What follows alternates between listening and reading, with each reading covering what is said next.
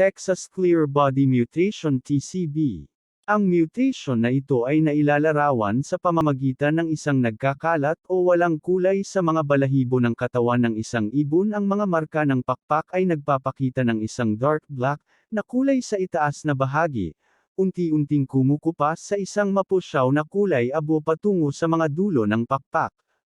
Ang pamantayan para sa iba't ibang Texas Clear Body aka TCB, ay nagdidikta na ang mga balahibo ng katawan ay dapat na walang kulay, na nagreresulta sa isang nakararami na dilaw o puti na hitsura, depende sa kulay ng bodgy, alinman sa puti lamang sa asul-puting bodges, o lamang dilaw sa dilaw-berde na nakabatay sa bodges. Gayunpaman, sa ilang pagkakataon, ang Texas Clear Body ay maaaring magpakita ng hanggang 50% na pagbabanto ng kulay sa mga balahibo ng katawan. Sa ganitong mga kaso, ang kulay ay mas malinaw patungo sa vent at rump feathers, na ang pinakamadilim sa likod.